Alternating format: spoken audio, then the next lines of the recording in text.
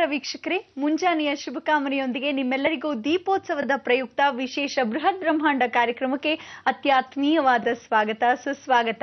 ಗೊತ್ತೇ ಇದೆ, ಗುರುಜಿ ನಮ್ಮ ಜೊತೆ ಇದ್ದಾರೆ ಅಂತ. ಶ್ರೀಯುತರು ಶ್ರೀ ಸಂಪೂರ್ಣ ಸನಾತನ ಧರ್ಮ ಸಂರಕ್ಷಣಾ ಸಮಿತಿಯ ಸಂಸ್ಥಾಪಕರು ಹಾಗೂ ಶ್ರೀ ಸಂಪೂರ್ಣ ವರಮಹಾಲಕ್ಷ್ಮಿ ಮಹಾಸಂಸ್ಥಾನದ ವ್ಯವಸ್ಥಾಪಕ ನಿರ್ದೇಶಕರು, ನಮ್ಮೆಲ್ಲರ ನೆಚ್ಚಿನ ಗುರುಗಳು ಶ್ರೀ ನರೇಂದ್ರ ಬಾಬು ಶರ್ಮಾ ಗುರುಜಿಯವರು. ಗುರುಜಿ ನಮಸ್ಕಾರ. ನಿಮ್ಗೆ ಈ ವಿಶೇಷ ಬೃಹತ್ ಬ್ರಹ್ಮಾಂಡ ಕಾರ್ಯಕ್ರಮಕ್ಕೆ ಪ್ರೀತಿಯ ಸ್ವಾಗತ ಗುರುಜಿ. ನಮಸ್ಕಾರ ಗುರುಜಿ. ನಿನ್ನೆಯ ಒಂದು ಮುಂದುವರೆದ ಭಾಗ ಅಂದ್ರೆ ದೀಪೋತ್ಸವದ ಮುಂದುವರೆದ ಭಾಗ ಇವತ್ತು. ಆ ಮೆಲುಕನ್ನ ಹಾಕೋದೇ ಒಂದು ಮಹದಾನಂದ ಅಂತ ಹೇಳಿದ್ರೆ ಖಂಡಿತ ತಪ್ಪಾಗ್ಲಾರ್ದು. ಇವತ್ತೇನು ತಿಳಿಸ್ಕೊಡ್ತಿದ್ದೀರಾ? ಎಲ್ಲ ವೀಕ್ಷಕ ಬಾಂಧವರಿಗೆ ಪರಿಪೂರ್ಣವಾದ ಸ್ವಾಗತ ನಿಮ್ಮೆಲ್ಲರ ಬ್ರಹ್ಮಾಂಡ ಲೋಕಕ್ಕೆ. ಬಹಳ ಸಂತೋಷ. ಇವತ್ತಿನ ದಿವಸ ಎಲ್ಲರೂ ಕೈ ಜೋಡಿಸಿ ಸ್ಮರಣೆ ಮಾಡ್ಕೊಳ್ಳಿ. ಗುರು ಬ್ರಹ್ಮ ಗುರು ವಿಷ್ಣು ಗುರು ದೇವೋ ಮಹೇಶ್ವರ ಗುರು ಸಾಕ್ಷಾತ್ ಪರಬ್ರಹ್ಮ ತಸ್ಮೈ ಶ್ರೀ ಗುರುವೇ ನಮಃ. ಗುರುವೇ ಸರ್ವಲೋಕಾನಾಂ ವಿಷಜೇ ಭವರೋಗಿಣಾಂ ನಿಧಯೇ ಸರ್ವವಿದ್ಯಾನಾಂ ಶ್ರೀ ಗುರು ದಕ್ಷಿಣಾಮೂರ್ತಯೇ ನಮಃ. ಏನು ಇದಕ್ಕಿದ್ದ ಹಾಗೆ ಗುರು ಮಂತ್ರ ಅಂದ್ಕೊಂಡ್ರೆ ಸಾಕ್ಷಾತ್ ಶ್ರೀ ರಾಮಕೃಷ್ಣ ಪರಮಹಂಸರ ಜಯಂತ್ಯೋತ್ಸವ ಇವತ್ತಿನ ದಿವಸ. ರಾಮಕೃಷ್ಣ ಪರಮಹಂಸರನ್ನು ನೆನೆಸ್ಕೋಬೇಕು, ಶಾರದಾದೇವಿನ ಸ್ಮರಣೆ ಮಾಡ್ಕೋಬೇಕು, ಅವನ ಶಿಷ್ಯನಾಗಿರ್ತಕ್ಕಂಥವನು ಗುರು ಮೀರಿಸಿದ ಶಿಷ್ಯ ಆಗಿರ್ತಕ್ಕಂಥ ಸ್ವಾಮಿ ವಿವೇಕಾನಂದನ ಸ್ಮರಣೆ ಮಾಡ್ಕೋಬೇಕು. ರಾಮಕೃಷ್ಣ ಪರಮಹಂಸರು ವಿಶೇಷವಾಗಿ ಜಗತ್ತಲ್ಲಿ ಒಂದು ಭಿಕ್ಷಾಟನೆ ಥರ ಒಂದು ಶಿವನ ಸ್ವರೂಪದಲ್ಲಿ ಯಾವ ಕಾಲಕ್ಕೂ ಅಯ್ಯೋ ಯಾರಪ್ಪ ಈ ಭಿಕ್ಷದವನೋ ಅನ್ನೋ ರೀತಿಯಾಗಿ ಅವ್ರ ಪಾಡಗ್ ಲೋಕದಲ್ಲಿ ಕಾಳಿ ಔಪಾಸನೆ ಮಾಡ್ಕೊಂಡಿದ್ರು. ಇಂಥ ಒಂದು ರಾಮಕೃಷ್ಣ ಪರಮಹಂಸರನ್ನ ಆಗೆಲ್ಲ ತಾತ್ಸಾರದಿಂದ ಕಂಡ್ರು. ಅದಾದ ಮೇಲೆ ಆಗ ಜನಗಳಿಗೆ ಅರಿವಾಯಿತು ಅವ್ರು ಹೋದ ಮೇಲೆ. ಅದಕ್ಕೆ ಪ್ರತಿಯೊಬ್ಬ ಮನುಷ್ಯ ಇದ್ದಾಗ ಯಾರಿಗೂ ಅದ್ರ ಬೆಲೆ ಗೊತ್ತಾಗಲ್ಲ. ಹೋದ ಮೇಲೆ ಜೀವನದಲ್ಲಿ ಕಳ್ಕೊಂಡ ಮೇಲೆ ಅಯ್ಯೋ ನಾವು ಕಳ್ಕೊಂಡ್ಬಿಟ್ವಿ, ಹೀಗಾಗೋಯ್ತೇ ಅನ್ನೋದು ವಿಚಾರ. ಅದಕ್ಕೋಸ್ಕರ ಎಷ್ಟೋ ಜನ ಇವತ್ತಿನ ದಿವಸ ಈ ದೀಪೋತ್ಸವನ ಆಚರಿಸಿ ಆಚರಿಸಿ ಆಚರಿಸಿ ಅಂತ ಹೇಳಿದಾಗ ಒಬ್ಬನೂ ಮೇಲಕ್ಕೆ ಹಾಕೊಳ್ಳದೆ ಇರತಕ್ಕಂಥವನ್ನೆಲ್ಲ ಏನು ಮಾಡಿದ್ರು? ವಿಧಿ, ಅವ್ರ ಹಣೆ ಬರ, ಕರ್ಮ ಹಚ್ಚದೇ ಇರೋರು. ಆದರೆ ನಿಜವಾಗ್ಲೂ ಆನಂದದಿಂದ ಹಚ್ಚಿದಾಗ ಏನು ಸಂತೋಷ, ಏನು ಆನಂದ ಅಂತೀರ. ಆನಂದ ಪಟ್ಟವರಿಗೆ, ಅನುಭವ ಪಟ್ಟವರಿಗೆ ಎಲ್ಲ ರೀತಿಯಾದ ಸೌಕರ್ಯ ಭಗವಂತ ಕೊಟ್ಟಿದ್ದಾನೆ. ಅದನ್ನು ನಿಜವಾಗ್ಲೂ ಅವರ ಅನುಭವಶಾಲಿಗಳು, ಅದೃಷ್ಟಶಾಲಿಗಳು ಅಂತ ಈ ಮುಖಾಂತರ ಹೇಳ್ಬೋದು. ರಾಮಕೃಷ್ಣ ಪರಮಹಂಸರ ನೆನೆಸ್ಕೊಂಡು ಇವತ್ತಿನ ಕಾರ್ಯಕ್ರಮದ ದೀಪೋತ್ಸವಕ್ಕೆ ತಮ್ಮೆಲ್ಲರಿಗೂ ಆಧಾರದ ಸ್ವಾಗತ. ಭಾನುವಾರ ನಿಧಾನಕ್ಕೆ ಎದ್ದು ಹೇಳಿದ್ರೆ ಏನ್ಕೊಂತೀನಿ, ಯಾತಕ್ಕಿನ್ನೂ ಮಕ ಈಗ ತೊಳ್ಕೊಂಡಿದಿರೋ ಇಲ್ವೋ, ಬ್ರೇಕಲ್ಲಿ ತೊಳ್ಕೊಳ್ಳಿರಂತೆ. ಆದರೆ ಈಗ ದೈವ ಸಾನ್ನಿಧ್ಯಕ್ಕೆ ಹೋಗೋಣ. ಯಾವ ಕ್ಷೇತ್ರದಲ್ಲಿ ಯಾವ ದೀಪಂ ಜ್ಯೋತಿ ಪರಬ್ರಹ್ಮ, ಆ ದೀಪ ನಿರಾಕಾರವಾಗಿ ಬೆಳಗ್ತಾ ಇದೆ. ಕೆಲವರು ದೀಪ ಬೇಗ ಬೇಗ ಆರೋಯ್ತು, ಕೆಲವರು ದೀಪ ಬೇಗ ಬೇಗ ಪ್ರಜ್ವಲಿಸ್ಬಿಡ್ತು, ಕೆಲವರು ದೀಪ ಹಚ್ಕೊಂಡೇ ಇಲ್ಲ. ಬಹಳ ಪ್ರಯತ್ನ ಪಟ್ಟರು. ಅಲ್ಲೇ ನಿಮ್ಗೆ ಅರ್ಥವಾಗಬೇಕು ಎಷ್ಟು ಕರ್ಮಗಳಿದೆ. ದೀಪ ಹಚ್ಚಕ್ಕೆ ನೀವು ಹೋಗ್ಬಿಟ್ರಿ, ಪಕ್ಕದ ಮನೆಯವ್ರು ಹೇಳಿದ್ರು, ನಿಮ್ಮ ದೈವಭಕ್ತಿಗೆ ಹೋದ್ರು, ಆದರೆ ಕರ್ಮಗಳು ದೀಪ ಹಚ್ಚೋ ಸಮಯಕ್ಕೆ ಗೊತ್ತಾಯಿತು ಯಾವ ರೀತಿಯಾದ ಕಷ್ಟಗಳು, ಯಾವ ರೀತಿಯಾದ ತಾತ್ಪರ್ಯಗಳು, ಯಾವ ರೀತಿಯಾದ ನಮ್ಮ ತೊಂದರೆಗಳು. ಪಂಚಭೂತ ತತ್ವದಲ್ಲಿ ಅಗ್ನಿ ವಾಯು ಜಲ ಭೂಮಿ ಆಕಾಶ ತತ್ವದಲ್ಲಿ ನಾವುಗಳು ಕೊಬ್ಬರಿ ಎಣ್ಣೆ, ಅದಾದ ಮೇಲೆ ಇಳುಪೆಣ್ಣೆ, ಹಿಪ್ಪೆ ಎಣ್ಣೆ, ಹೊಂಗೆ ಎಣ್ಣೆ, ಕಡಲೆಕಾಯಿ ಎಣ್ಣೆ, ಈ ರೀತಿಯಾಗಿ ಎಳ್ಳೆಣ್ಣೆ ಎಲ್ಲವನ್ನು ಹಚ್ಚಿ ಅಂತ. ಕೆಲವರಿಗೆ ಯಾವ್ಯಾವ ರೀತಿಯಾದ ಎಣ್ಣೆ ಸಿಕ್ತೋ ಗೊತ್ತಿಲ್ಲ, ಕೆಲವರಿಗೆ ಎಣ್ಣೆನೇ ಸಿಕ್ಕಿಲ್ಲ. ಕೆಲವರಂತೂ ದುರುಪಯೋಗ ಪಡಿಸ್ಕೊಂಡು ಭಾಳ ಜನ ಎಣ್ಣೆನ ದುಡ್ಡಿಗೆ ಹೆಚ್ಚಾಗಿ ಮಾರಿದ್ರು. ಯಾವತ್ತೂ ತಿಳ್ಕೊಳ್ಳಿ, ದೀಪಗಳನ್ನು ಹೆಚ್ಚಾಗಿ ಮಾರಬಹುದಾಗಿತ್ತೇ ಹೊರತು, ಆದರೆ ಎಲ್ಲ ಮಣ್ಮೆಯ ಪಾತ್ರೆಗಳನ್ನು ಮಾಡಿರತಕ್ಕಂಥ ದೀಪಗಳನ್ನು ಮಾಡಿರೋದಕ್ಕೆ ಪರಿಪೂರ್ಣವಾದ ಧನ್ಯವಾದಗಳು. ಜಗತ್ತಲ್ಲಿ ಇಷ್ಟು ಜನ ಮಣ್ಮೆಯ ಪಾತ್ರೆ ಮಾಡ್ತಕ್ಕಂಥ ಆ ಕುಂಬಾರರು ಎಷ್ಟು ಸಂತೋಷವಾಗಿರುತ್ತೆ.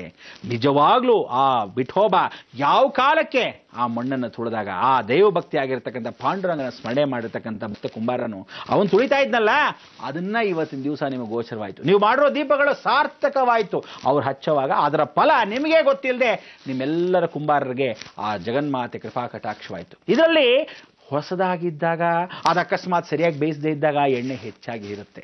ಕೆಲವರಿಗೆ ಚೆನ್ನಾಗಿ ಕಾಯಿಸಿರ್ತಕ್ಕಂಥ ದೀಪದಲ್ಲಿ ಎಣ್ಣೆನೇ ಹೀರದೇ ಇರ್ಬೋದು. ಕೆಲವರಿಗಂತೂ ಎಣ್ಣೆ ಸಿಗದೇ ಇರೋದಕ್ಕೆ ಎಷ್ಟೋ ಜನ ಕಾಸ್ಟ್ಲಿಯಾಗಿ ಮಾರ್ಕೊಂಡಿರೋರು ಇರ್ಬೋದು. ಆದರೆ ಎಣ್ಣೆಯನ್ನು ಮಾತ್ರ ಇನ್ನೂ ಸೇವೆಯಾಗಿ ಪಾಪ ಎಷ್ಟೋ ಜನ ಕೊಟ್ಟರು. ಯಾಕೆಂದರೆ ನಿಜವಾಗ್ಲೂ ಆರ್ಥಿಕ ಪರಿಸ್ಥಿತಿ ಕೆಲವರಿಗೆ ಎಣ್ಣೆ ಕೊಂಡ್ಕೊಳ್ಳೋಕ್ಕೂ ಇರಲಿಲ್ಲ. ಕೆಲವರಿಗೆ ಒಂದು ದೀಪ ಅನ್ನೋದ್ರು ತಗೋಬಹುದಾ, ನಾನೂ ದೀಪ ಹಚ್ಚಬೇಕು ಅನ್ನೋ ಆಸೆ ಕೆಲವರಿಗಿತ್ತು. ಕೆಲವರಿಗೆ ಸಹಕಾರ ಕೊಟ್ಟರು. ಆರ್ಥಿಕ ಪರಿಸ್ಥಿತಿ ಇಲ್ಲದೆ ಇದ್ರು ದೀಪಗಳನ್ನು ಹಂಚಿದ್ರು. ಎಲ್ಲ ದೇವಾಲಯಗಳು ಅಂತ ಹೇಳಿ ಬೈಲಲ್ಲಿ ಎಷ್ಟೋ ಜನ ಹಚ್ಚಿದ್ರು. ಏನು ದಾವಣಗೆರೆಯಲ್ಲಿ ಜನ ಅಂತೆ, ಜನ ಜನ ಜನ ಜನ. ನಿಜವಾಗ್ಲೂ ಗುಲ್ಬರ್ಗ ಅಂದರೆ ಕಲಬುರ್ಗಿ ಅಂತ ಏನು ಹೇಳ್ತೀವಿ, ಉತ್ತರ ಕರ್ನಾಟಕದ ಪ್ರಾಂತದಲ್ಲಿ ಇತಿಹಾಸದಲ್ಲಿ ಬರೆದಿರ್ತಕ್ಕಂಥ ಪುಟ. ಇವತ್ತಿನ ದಿವಸ ಶರಣು ಬಸವೇಶ್ವರ ದೇವಾಲಯ ಅಂಥ ದೊಡ್ಡ ಮಹಾಕ್ಷೇತ್ರದಲ್ಲಿ 6,85,000 ಜನ ದೀಪವನ್ನು ಹಚ್ಚಿದ್ದೀರಾ ಅಂದರೆ ಸಾರ್ಥಕ. ಕರ್ನಾಟಕದಲ್ಲಿ ಇಷ್ಟು ಜನ ಇಡೀ ಇತಿಹಾಸದಲ್ಲಿ ಬರದೇ ಇರತಕ್ಕಂಥ ಪುಟ.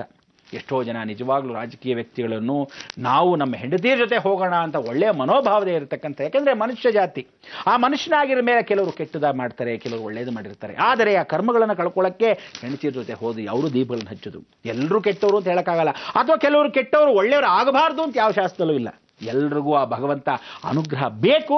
ಆದರೆ ಯಾವ ಸಮಯಕ್ಕೆ ಕೆಲವರು ತೋರ್ಪಡಿಸ್ಕೊತಾರೆ, ಕೆಲವರು ಎಲ್ಲರ ಮುಂದಿನ ಭಗವಂತ ಅಂತಾರೆ, ಕೆಲವರು ಅವ್ನ ಮುಂದೆ ಹೇಳಬಾರ್ದಪ್ಪ ಅಂತ ಒಳಗಡೆಯೇ ಇರ್ತಾರೆ. ಯದ್ಭಾವಂ ತದ್ಭವತಿ. ಆ ಭಾವನೆಗಳು ತಕ್ಕಂತೆ ಇಂಥ ಎಲ್ಲ ಭಾವನೆಗಳು ಆ ದೀಪದ ಮುಖಾಂತರ ನೋಡೋಣ, ಲಕ್ಷಣವಾಗಿ ಆನಂದ ಪಡೋಣ.